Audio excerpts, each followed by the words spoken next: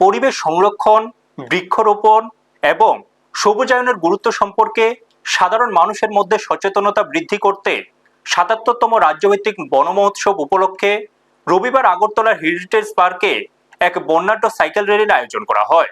বন দপ্তরের উদ্যোগে আয়োজিত এই কর্মসূচিতে বনকর্মী সহ বিভিন্ন স্তরের প্রতিনিধিরা অংশ নেন। ত্রিপুরা সরকারের বনমন্ত্রী অনিমেষ দেববর্মা সবুজ পতাকা দেখিয়ে সাইকেল র্যালির আনুষ্ঠানিক উদ্বোধন করেন।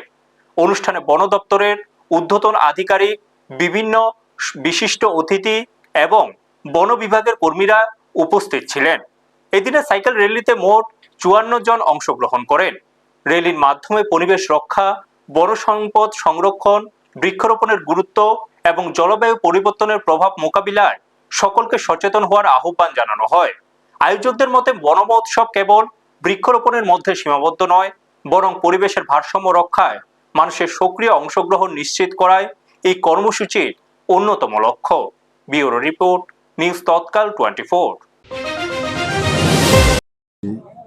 রাজ্যে এখন কিন্তু বিভিন্ন জায়গায় বন মহোৎসব চলছে।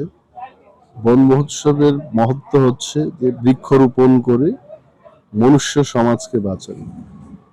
তো ফরেস্ট ডিপার্টমেন্ট সেই দায়িত্ব বহন করেই কিন্তু ত্রিপুরায় সর্বত্রই আমরা বৃক্ষরোপণ করছি এবং সাইক্লিস্টদের মাধ্যমে আমরা এই মেসেজটাই রাজ্যের মানুষের কাছে দিতে চাই যে বৃক্ষরোপণ এবং পর্যাবরণকে গুরুত্ব দিতে হবে।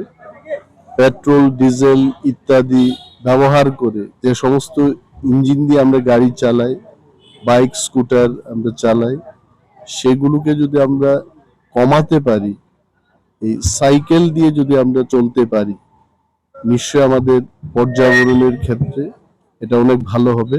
আপনারা দেখছেন নিউজ তৎকাল 24।